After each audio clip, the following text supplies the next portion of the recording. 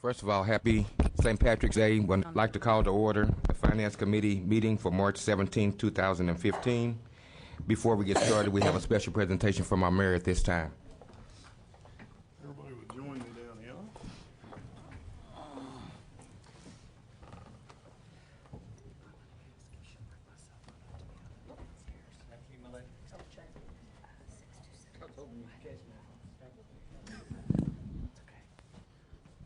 Today we have a special presentation for Mike Tickle. Mike has spent 23 years serving in the city of Muskogee, and we have a plaque honoring his retirement. I say a plaque, we have a piece honoring his retirement, and so we would like for him to join us up here in the front.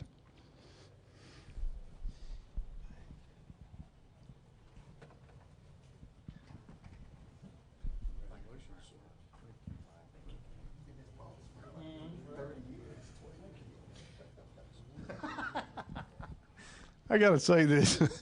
I said, what are you going to do in your retirement? Mike said he's going to be a domestic goddess. So, boy, that really sets the bar up there, doesn't it? I'm thinking, congratulations, Mike, on your retirement and your years of service with the city. You have something you'd like to say, and then shake everybody's hand, and we'll put this back in your hand. I've really enjoyed it. 23 and a half years. It's something I'm very proud of. Mike Stewart, my boss, I've worked with him for about 5 years, and he's been a wonderful boss to me. And I do appreciate it, and he knows it too. So met a lot of friends that I didn't know I had over the past week. It's really touching, and I do appreciate it. And I hope Stephen knows how to do things out there, and it's something to be proud of out there. So thanks again, and I do appreciate it. Thanks for doing that.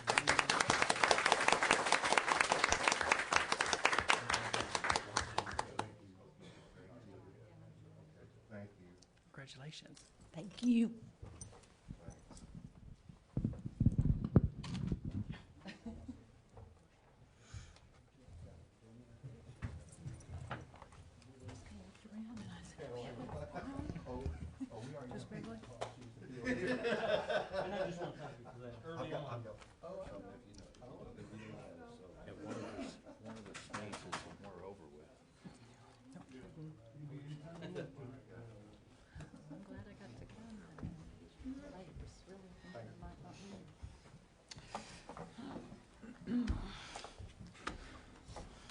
Janie, are you part of this committee?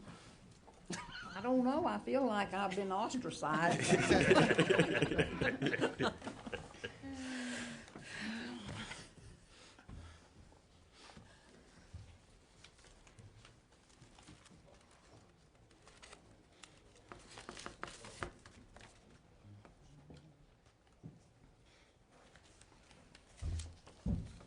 It's spring break, but Mr. Attorney, I guess we got enough to proceed to call it a quorum?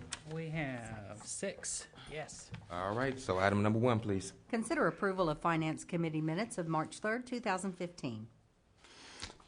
Move for approval. Second. Moved and seconded. Any discussion? Roll call, please. Deputy Mayor James Gully. Yes. Janie Boydston. Yes. Wayne Johnson. Yes. Leanne Langston. Yes. Derek Reed. Yes. Mayor Coburn. Yes. Item number 2, please. Consider approval of claims for all city departments 2/27/2015 through 3/11/2015. Do we have a report from the purchasing committee? Yes, sir. The purchasing committee met earlier today and will review the report of claims, and I move for approval. Second. I have a first and second. Any discussion? Roll call, please. Deputy Mayor James Gully. Yes. Janie Boydston. Yes. Wayne Johnson. Yes. Leanne Langston. Yes. Derek Reed. Yes. Mayor Coburn. Yes. Item passed. Item number 3, please. Approval of final plat to RJR Enterprises in the amount of $13,027.99 for the Honor Heights Park Playground project, or take other necessary action. Recognizing Mark Wickerson. That'd be final payment for RJR. Just brought a few slides. We've completed our playground at Honor Heights Park. It turned out as what we expected. It's just a pretty wonderful facility. Just in case you haven't had a chance to get out there, I brought a few slides. just to give you a feel. It's much more impressive in person. It's starting to green up out there, so there's some landscaping that you will see in the next few weeks that surround the structure. But it's a huge facility. As far as the playground goes, it's been very well received with the kiddos. This is a view from up on top looking down one of the slides. We used to have 2 slides out there that were a lot of fun, but now there's like 12 slides out there on this that are even more fun. Some of the apparatus is there. What's special about this playground is, if you remember, we intended to design it, and we selected a piece that blended in with the park, but it also has some theming that comes along with it, and we will receive this designation of it's a national demonstration site for what's called Nature Grounds, and Nature Grounds is a kind of a best practice effort of trying to blend playgrounds into natural environment to bring children back out to expose them to the more natural environments. I don't think they really care whether it's nature theme or not. It's big and it's fun, and they have a great time at it. But so on April the 4th, we will have our dedication ceremony for, not a dedication, but we're going to have a grand opening celebration at 11:30. That's a Saturday. The RJR, who is our contractor we want to approve final payment for, is actually coming, and he's the company that we bought the playground from is providing some T-shirts for kids, and the RJR that built the playground is going to cook hot dogs and provide beverages for everybody. So we're going to have a fun day on April the 4th. We'll do some press release. You'll receive an invitation as a reminder, but we'd welcome you out for that day. Any questions? I'd have just one from Mark. I was out there yesterday for lunch, and I bet there's 50, 60 kids, and there's probably 100 and some odd parents sitting around that just having a ball. I think we made it too small. Yeah. As much fun as those kids are having, it was pretty awesome to see how many people are enjoying Honor Heights yesterday at lunch. Good job. That's great. Heard a lot of positive comments. So wonderful. So you're needing motion for approval. Yes, sir. So moved. Second. Moved and seconded. Any further discussion? Roll call, please. Deputy Mayor James Scully. Yes. Janie Boydston. Yes. Wayne Johnson. Yes. Leanne Langston. Yes. Derek Reed. Yes. Mayor Coburn. Yes. Item passed. Item number 4, please. Discuss and take action on authorizing the city to prepare and submit a request for proposal to provide a master plan for the northwest, northeast, and southeast corners of Highway 69, 32nd Street, and Highway 62, Shawnee Avenue, or take other necessary action. Howard W. Brown. Thank you, Mr. Chair and members of the committee. Item number 4 on your agenda is a request of staff to authorize us to solicit RFP for a master plan, to do a master plan for 69 and 62 Highway. The property owners, we've actually met with several property owners, Mr. Inhofe, Mr. Stout, Mr. Ragsdale, and some others, to try to put together to assist them in developing responsibly those corners. And out of those meetings came a lot of discussion, a lot of great discussion about what the city is doing long range. If you recall, back in March of 2014, when we started this process, we said one of the things that we are going to do is spur economic growth by forging partnerships with the private sector. And this is one of them. So what we're trying to do is put together a master plan that will serve as a guideline to the commercial retailers or developers that will develop those corners effectively. And so this is our way of kind of getting involved with what happens at those corners. They are strategic. If you recall, back in our plan, we looked at certain hubs to kind of focus our efforts in around town. So we're asking for permission to do an RFP to master plan the 3 corners there, working in concert with the property owners. Thank you. Any questions or discussion? Just by way of comment, there will be some sharing of costs in that, where it won't just be the city of Muskogee involved in it, but there will be some contribution from those adjoining property owners as well. Move for approval. Second. Moved and seconded. Any further discussion? Roll call, please. Deputy Mayor James Scully. Yes. Janie Boydston. Yes. Wayne Johnson. Yes. Leanne Langston. Yes. Derek Reed. Yes. Mayor Coburn. Yes.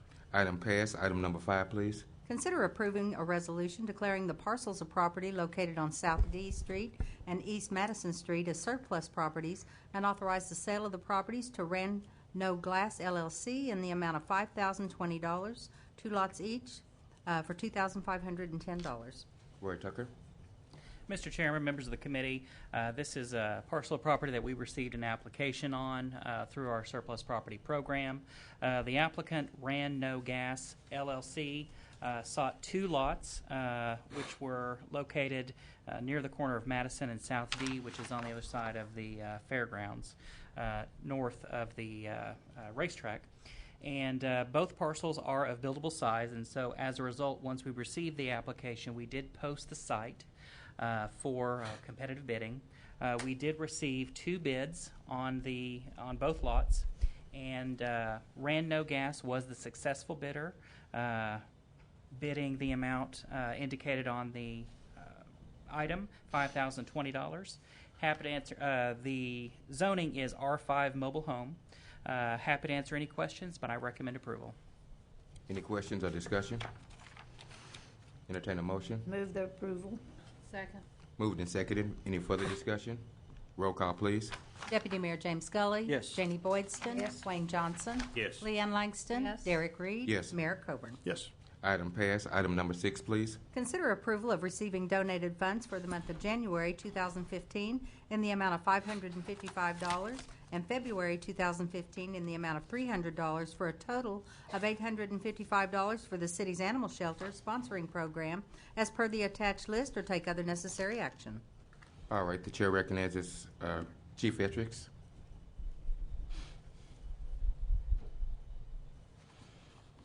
Mr. Chairman, as this request says, in January we received $555, and in February we received a total of $300 for a aggregate total of $855 for our sponsorship program, and we would like your approval to accept these funds.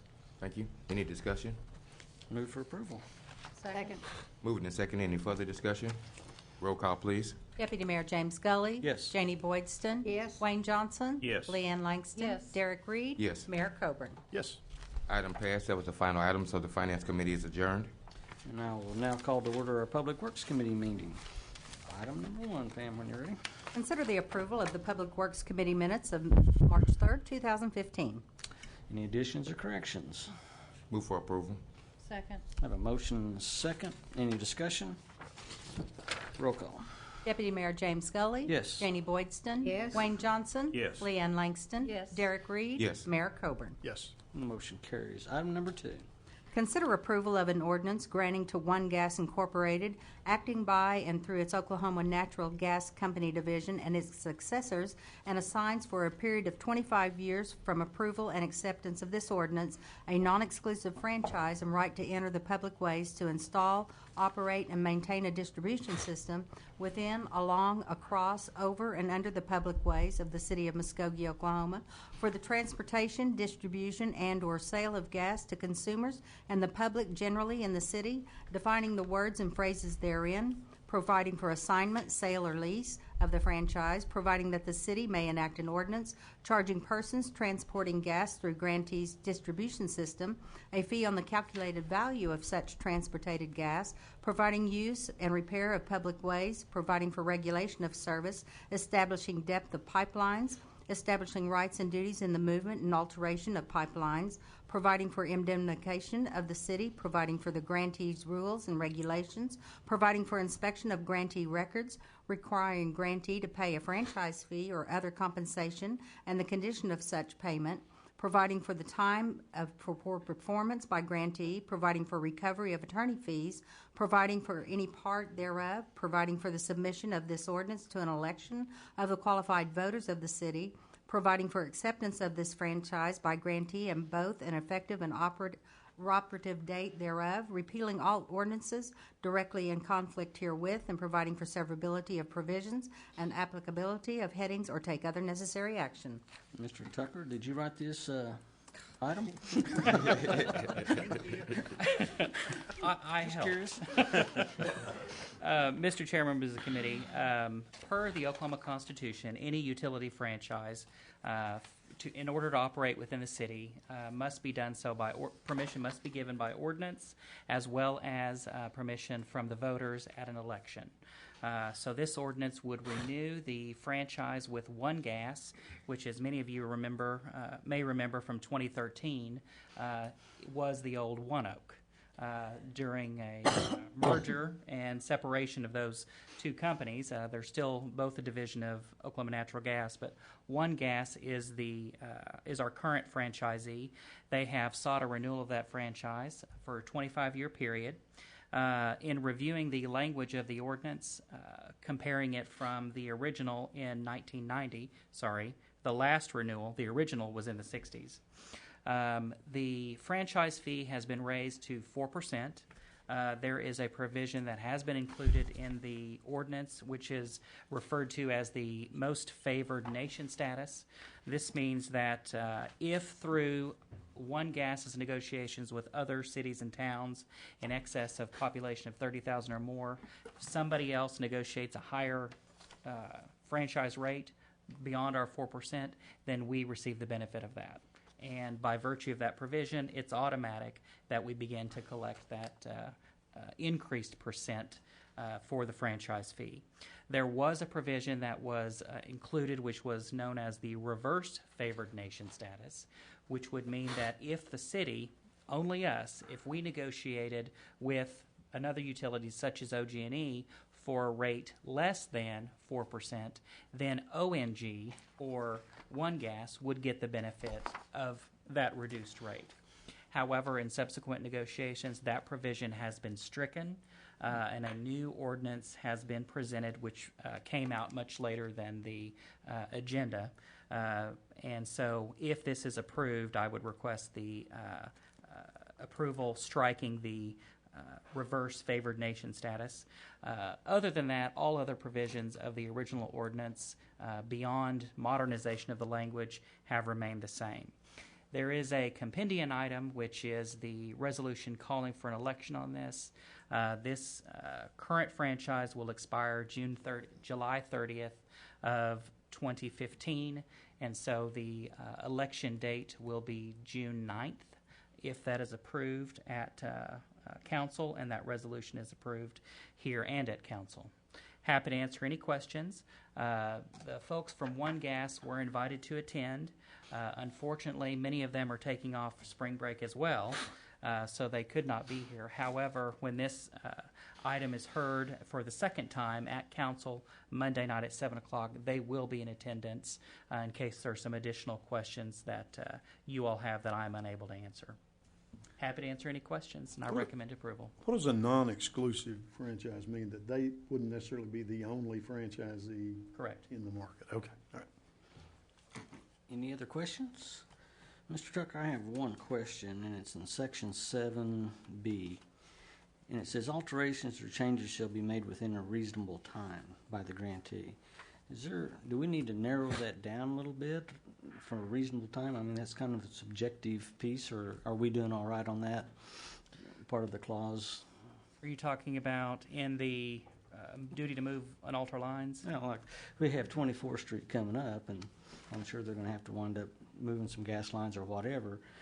And, you know, I'm just wondering, is there some way should we or do we need to narrow down these reasonable times in these franchise contracts?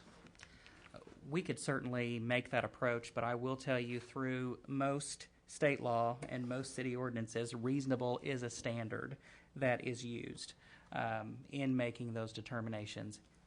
Are we having a problem with delays that we need to address a certain time frame? And I'll direct that question to Mr. Stewart.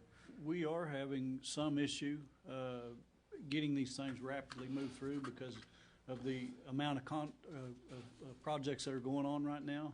And Councilman Gully, sitting on the street committee, has heard some of these issues, and I'm sure that's why he brought this up. And I guess I will ask, the provision relating to the reasonable time frame has been in since the 90s. What has reasonable meant by practice?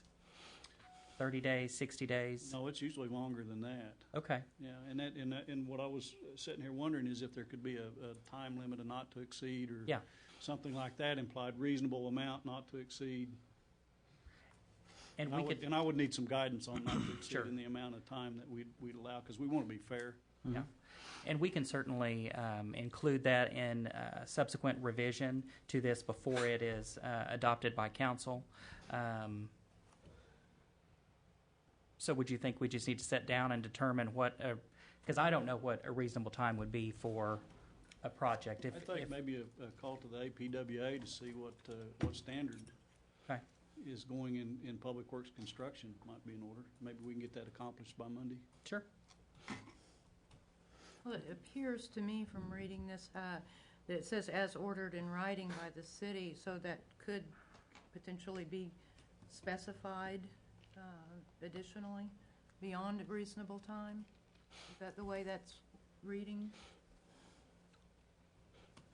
Why don't we do this? Why don't we have Mike and Roy get together and speak with Jim Stout, who's the ONG principal that we've been working with, and see what reasonable time is and put some dates on it.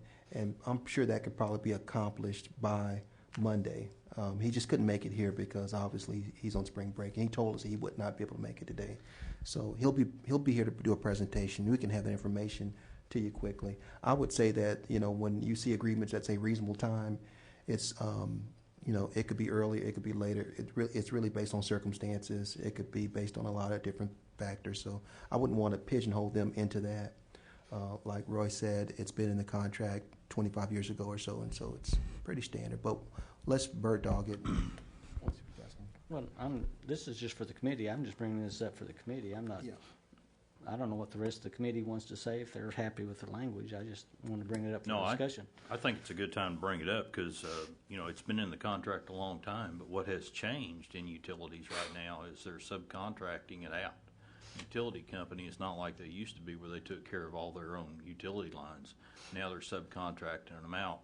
So when you have a subcontractor that fails, that's where the delays are caused. So I think it's really prudent to make sure that's in the contract now, because the utility contractor is not like they used to be staged and organized. So I think it's something for the city to look at now.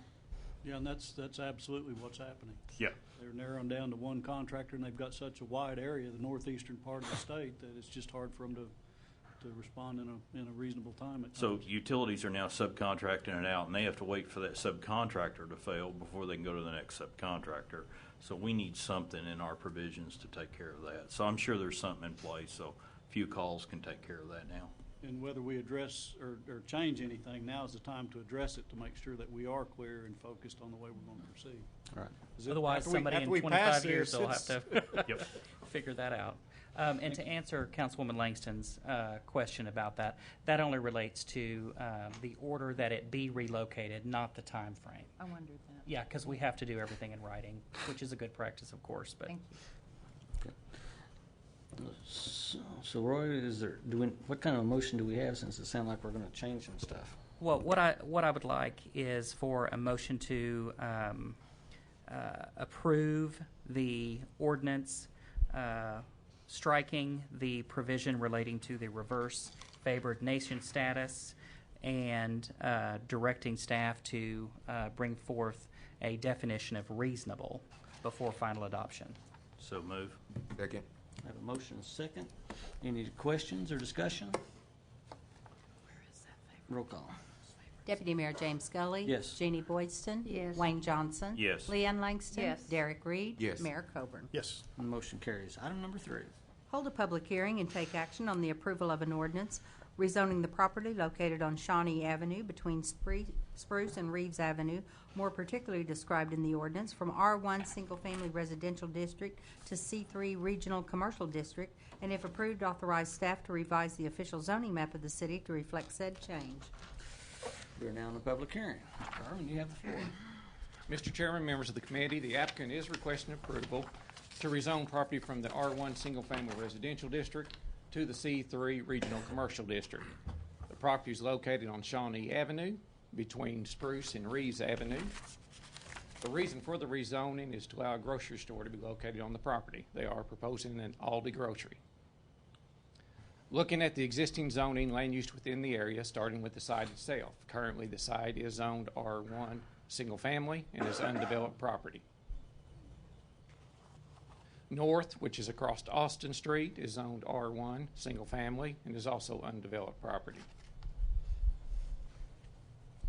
South, which is across Shawnee Avenue, is zoned C1 local commercial and is the location of Pizza Hut. It's also part of the urban renewal area. East, across Reeve Street, is zoned R1 single family and C2 general commercial, and there is an existing Baptist church, a heat and air company, and then the remaining portion is undeveloped property. And west, across Spruce Avenue, is zoned R4 multifamily and C1 local commercial, and it's the location of Whispering Pines Apartments and Freddy's Steak Burgers. Now, if you look at the land use map, it does indicate commercial zoning along Shawnee Corridor. The C3 zone does comply with the land use map and comprehensive plan. This item's been reviewed and recommended for approval by staff and planning commission. Be glad to answer any questions. Any questions for Mr. Gordon before we close the public hearing? Then we ask him again. Seeing that no one is signed up to speak on this item, we're closing the public hearing. Any discussion amongst this committee? Move for approval. Second. I have a motion and a second. Any other discussion? Roll call.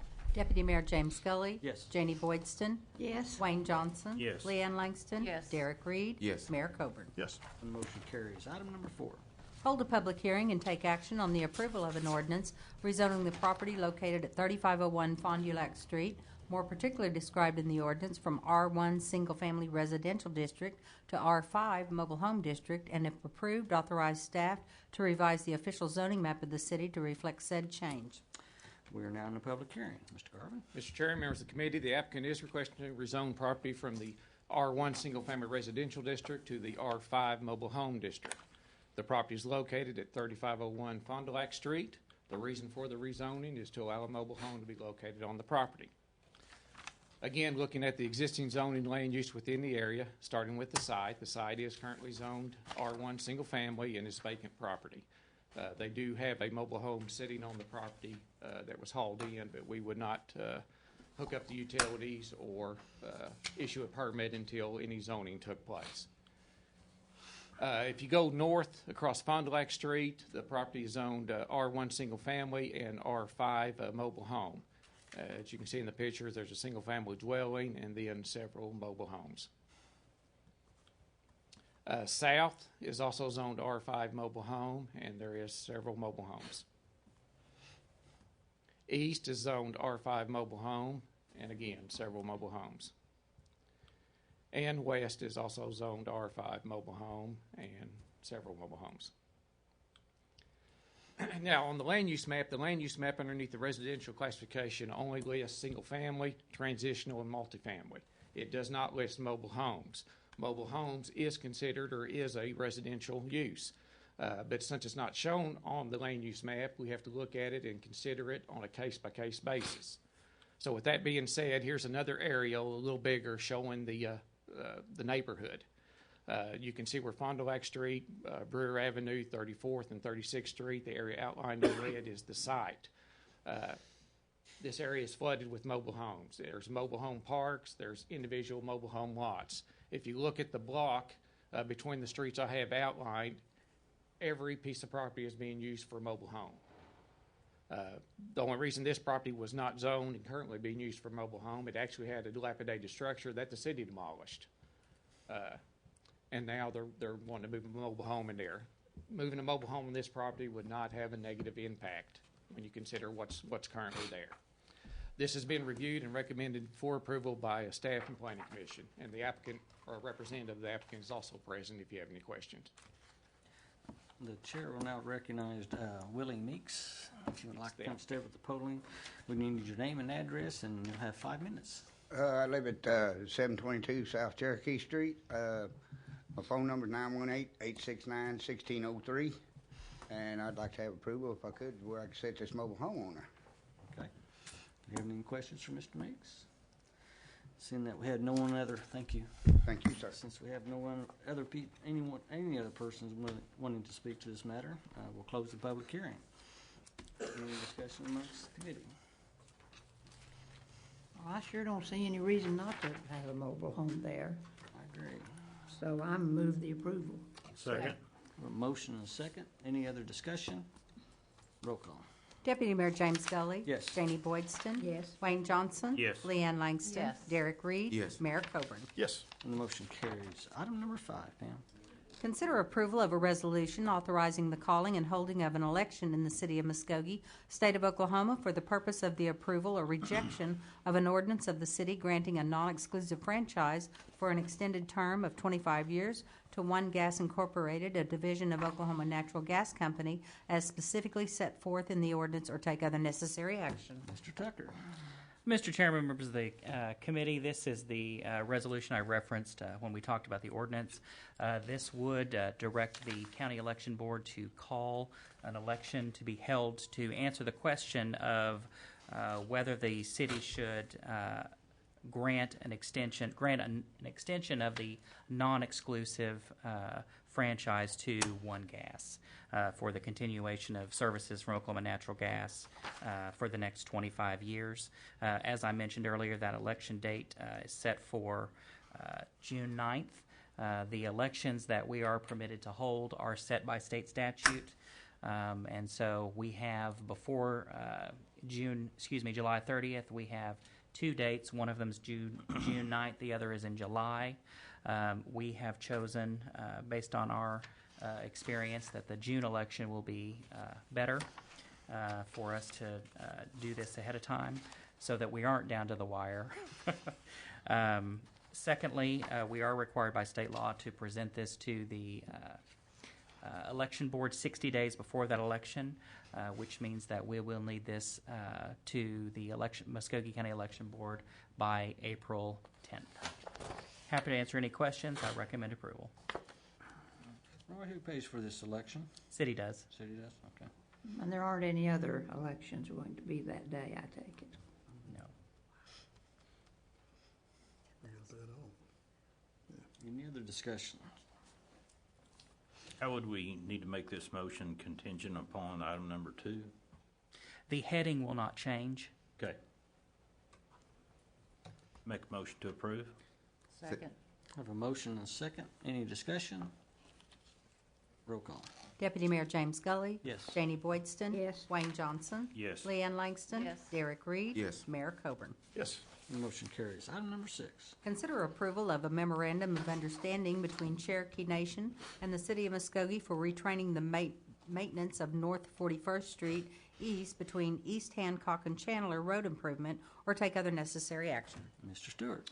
Yes, the Cherokee Nation participated in a project to chip seal, resurface 41st Street last year. We got half of that accomplished. We're going to finish the rest of that as soon as the weather allows. But they participated in funding us. I think it was $25,000. I'm not sure, but they paid half the cost of what the chip seal would be. But this did add this street to their inventory list, and I don't know if you read the letter from Michael Lynn, the director of the roads department, but he's basically saying that this puts it on their inventory list, and this memorandum of understanding still gives us the maintenance on the street. I recommend approval of this. We've got a good relationship built up with the Cherokee Nation. This is the first road that we've worked in partnership with them, and I think it's a good thing that we've developed this relationship. So recommend approval. Move for approval. Second. I have a motion and a second. Any discussion? Roll call. Deputy Mayor James Gully. Yes. Janie Boydston. Yes. Wayne Johnson. Yes. Leanne Langston. Yes. Derek Reed. Yes. Mayor Coburn. Yes. And the motion carries. Item number 7. Consider approval of final payment to Holloway, Updike, and Bellin in the amount of $475 for engineering services for Chandler Road Detention Project, or take other necessary action. Mr. Stewart. Yes, we have already finalized this project with the contractor, which was Glover. Now we're back to go ahead and finalize the payment to Holloway, Updike, and Bellin. That was the design engineer for the Chandler Road Detention Basin. The project has been complete. It has been inspected. The city has taken over ownership and maintenance. It's still under the one-year maintenance bond. This item on the agenda is simply to do final payment to Holloway Updike and Bellin. We are currently working with the Park Department from PublicWorks to try to make sure that they have what they need for ownership in their department. I'll answer any questions, but I do recommend approval. It was a good project. Move for approval. Second. Have a motion and a second. Any discussion? Roll call. Deputy Mayor James Scully. Yes. Janie Boydston. Yes. Wayne Johnson. Yes. Leanne Langston. Yes. Derek Reed. Yes. Mayor Coburn. Yes. The motion carries. Item number 8. Discuss and take action establishing a program to provide a courtesy car at Davis Field Airport. Councilman Johnson. Yes, I needed to bring this back to council. We've been talking about this for some time, but this is really to move it forward.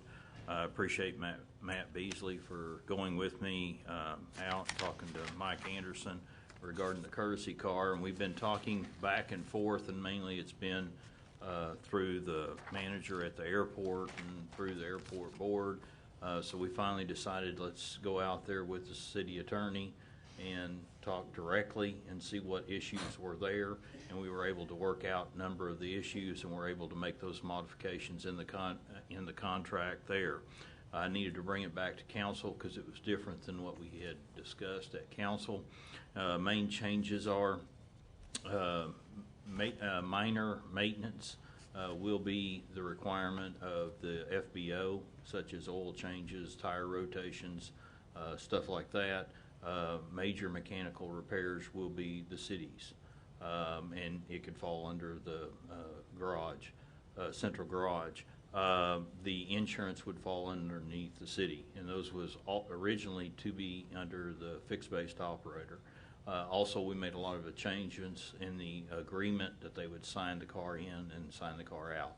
And there were just things that was concerns that the fixed-based operator had that we needed to make changes. And it was really just communication issues that when you get the right parties in the room and you start talking about what needed to be changed and what needed to be clarified, we got it completed. Is there any dollar definition of minor and major in No, there repairs? was not. No, it was more stating oil changes, tire rotations, more specific about what type of maintenance activities related to the cars. And the main concern were these were police cars that had been taken offline, and he didn't want to assume the maintenance of a transmission or an engine that had hundreds of thousands of miles on them and be responsible for those cars at that kind of mileage on them. And then, so this would be putting them with this agreement, we'd be able to put them out there as courtesy cars. And secondly, I would like the permission to pursue or permission to go with the airport board. And we've had some interest from some car dealerships of getting a car from a dealership. And we would go to the next step of trying to get a car from a dealership as a courtesy car. But this would be our first step, getting this in place. And we can change the car out at any time that we Yes, we choose? could. Okay. Yes, we could. Without having to come back to council? Correct. Okay. Good. All right. Any other questions? Move for approval. Second. Second. I have a motion and a second. Any other thoughts or discussion? Roll call. Deputy Mayor James Scully. Yes. Janie Boydston. Yes. Wayne Johnson. Yes. Leanne Langston. Yes. Derek Reed. Yes. Mayor Coburn. Yes. And the motion carries. Item number 9. Receive report from Neighbors Building Neighborhoods doing business as Muskogee Nonprofit Resource Center and take any necessary action. Brown. Okay, thank you, Mr. Chair, members of the committee. Ms. Lynch is here from Neighbors Building Neighbors to give you her report. And subject to that, Ms. Lynch, go right ahead. Over-preparation here. Mr. Chairman, members of the committee, we're going to kind of run through this, but first I need to recognize I have this crowd here. These are staff members and board members. I'd like to introduce our current board chair, Kathy Hewitt. All right. Our incoming board chair, Mike Ruby. And the rest of that gang are most of my staff, so, or some of the staff. And up here. Yes, I'm sorry. And Derek Reed, who's a member of our staff. He needs a little recognition. He needs a lot besides that, but Yeah, that's and okay. love too, yeah. Anyway, this is the annual dog and pony show that we present. You receive this way. You've seen this before, but I just want to remind you what Neighbors Building Neighborhoods improves the quality of life in eastern Oklahoma through education, organizational support, and coalition building. You've seen these, but I want to make sure you see them again. Our true core values. Neighbors Building Neighborhoods is kind of an umbrella, and we'll get further down in that, of the Nonprofit Resource Center. So there's a kind of a muddied water. I have a little thing that works as an umbrella, and Nonprofit Resource Center is a spine of the umbrella of Neighbors Building Neighborhoods. So through the greater good, and of course I always like visual, so it's always wonderful, we provide, and part of our contract is to provide quality training to individuals. There were 221 people from 52 organizations who attended 23 trainings, specialized trainings, since July 1st. One of the questions that you had received prior when we took over the 4-month contract was the diversity of our population, of our staff. I want you to realize this, and although our staff is pretty white here, you wouldn't imagine that we have quite a few members in there. We are more diverse than the city of Muskogee. We are more diverse than the state itself. Our population truly reflects the community and beyond. Our educational value, or our education staff, we're pretty doggone proud of it. As Janie and I giggle, as we run through, it's a Juris Doctor, so we let Paige consider a doctorate. But we can see our education value compared to Muskogee is much higher. And then we have the service, or the employees of the millennials. 63% of us are under 45. Did you notice that of us? Sorry. Not represented in the crowd here. We truly do. So this is the umbrella that you're kind of following, as giving you some ideas of the organization. And from that, these are the programs and services that you receive. And this is really the meat of the potatoes, or the meat of the product, I guess. The Nonprofit Resource Center, which is really what the original contract was to work with, was capacity building, grant writing, and training. And then our second largest grant that we ever received was the Muskogee CAN grant. The first grant was through, help me, the U.S., and that's why the Neighbors Building Neighborhoods originally was founded, was because of that through the city. So this is alphabet soup, and I think I've gone through this before with you, but the SPIF-SIG is a prevention grant, which Brittany and Lindsay are here for. I think that's the correct people. Run for Pride, that's through, you all know, as we run through Martin Luther King youth programs. If Derek hasn't told you that once, you'll hear it 100 times. Building Bridges for the Future. Sheena and Diana are behind me, and I know that Wayne's on that steering committee. I know there's others. The NIAAA, that's that secretive research project that we talk about. We can't share anything that's through the University of Florida. We'll tell you more in June, but we can't tell you where it is or what it is. It's kind of one of those real secretive little projects. Child Fund International, Smart Start of Cherokee County are both in Tahlequah. The VISTA program we've talked a lot about. We have a program manager in 6 VISTAs. And then we do a lot of fiscal sponsorship. This readies nonprofits, which may or may not be able to do their own fiscal work. Habitat for Humanity, Ray's House, Crime Stoppers USA, Swing for Dean, which I think is dissolving. They didn't have last year, but we still keep their money. SAC Nutrition, that's a City of Muskogee, that COMF. City Muskogee Foundation grant, they are outside of the city, and so in order for them to serve at Rayfield Baptist, we are their fiscal sponsorship.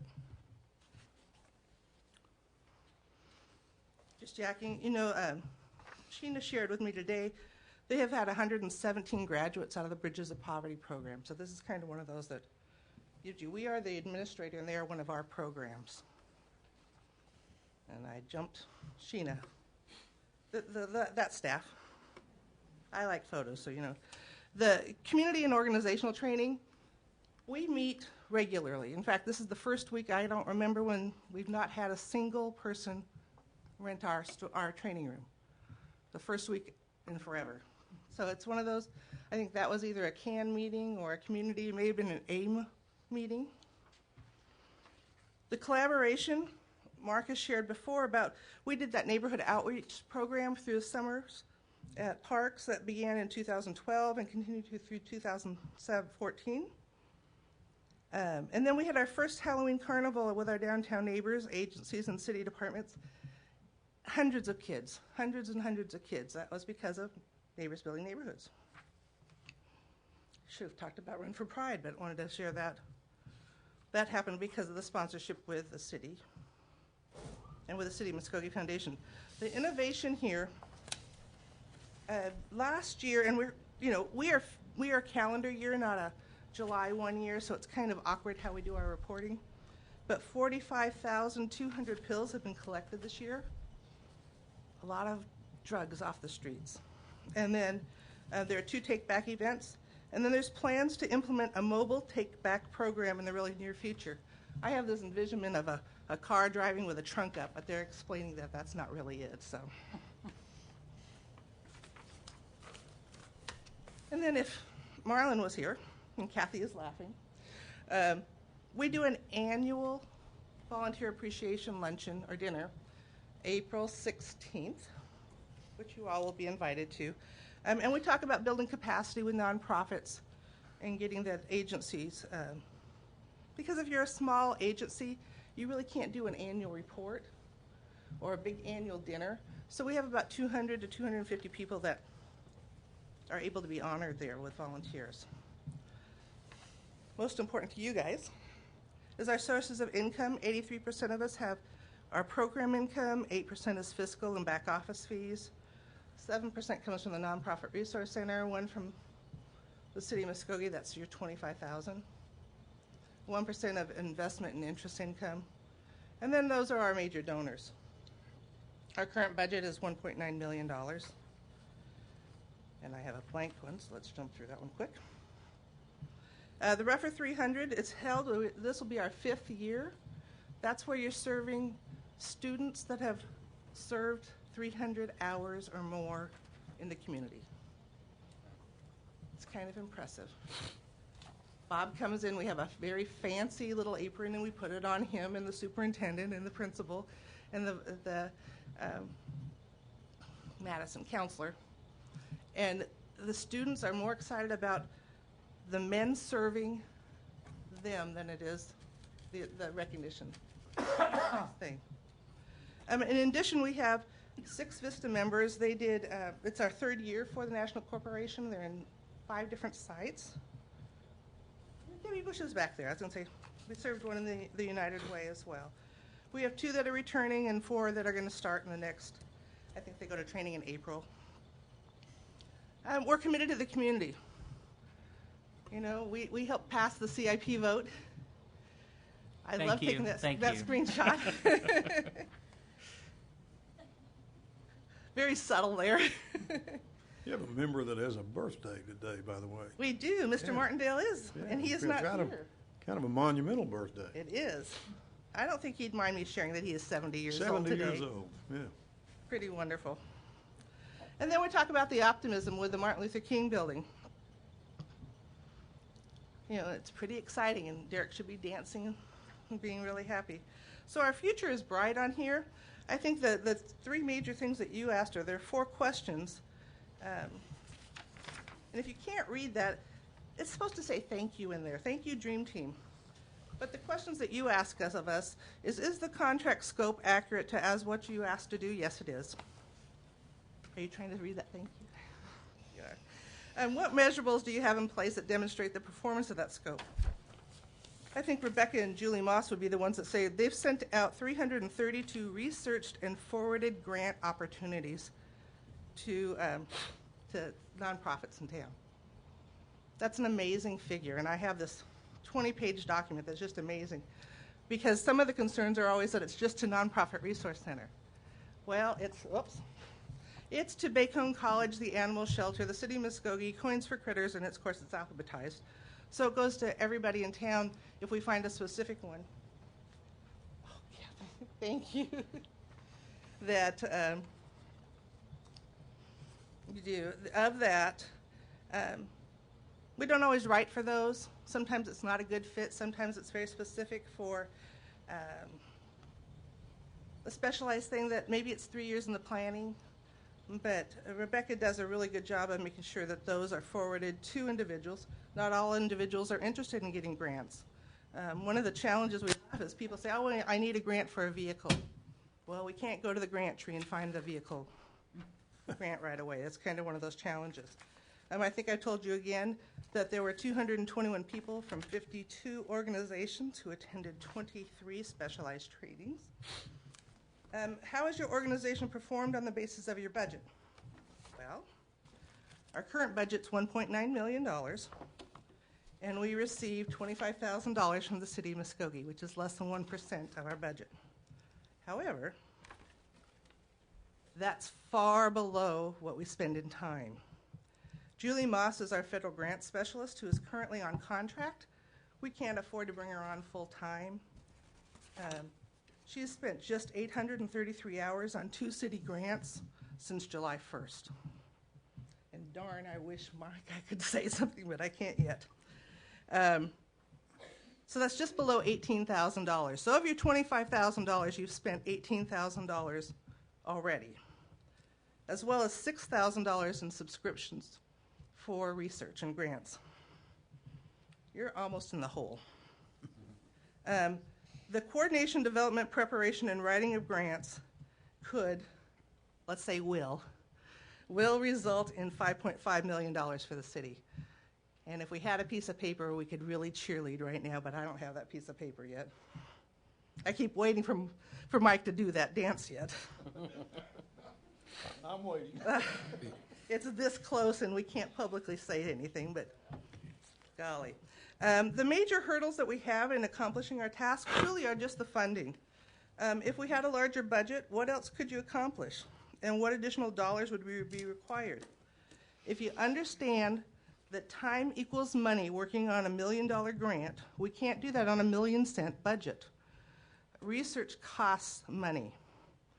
We spend the $6,000 a year just for the subscriptions to search for the funding. And as I've said, as of December, your money ran out. We're going to continue. But the need has not. Today, I had staff working on the Tiger Grant. You know, I'm not going to drop it, but gee, guys. To stay at the same level of production, we need $50,000 a year. To become more nimble, we need $75,000 a year. That would allow staff time, supplies, and a continuation of subscription costs. That's far below a full-time grant writer and benefits. Big presentation there. Of course, I'm going to thank you anyway. I ask you for money. I'll be glad to answer any questions, or any of my staff can answer questions for you. Do you mind if I add something? Sure. Julie and Rebecca have met every Tuesday in PublicWorks for quite some time, and before that we were actually meeting over at their office. And the time that they're putting in on 2 grants for us is just phenomenal, and the effort and the enthusiasm, and they've got us all bought into it, and our team just seems to be growing, and I just want to say thank you very much from PublicWorks. Fire department was there today. I think Derek is still here. They were there today. I mean, we are constantly, we actually are on, I almost think we're an annex of the city on a regular basis when we have the folks that pop in and do.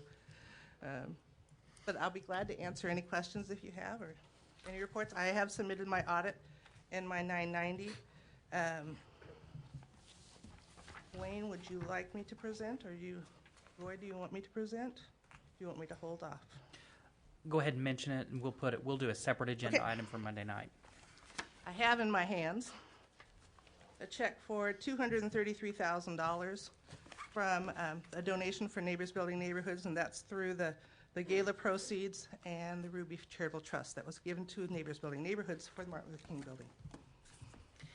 And since that is a donation made pursuant to what Kim mentioned, the city will need to take official action to accept that donation. So we'll put an agenda item on for Monday night to do that if that is okay with everybody. And that was encumbered in October of 2014, and that was how you were able to get the grant funding started. I'll be pleased to answer any questions, or if you have anything of my staff. I would think we'd be open to accept that money. Just thinking out It's loud. a cashier's check that says to Kim Lynch on St. Patrick's Day. There you go.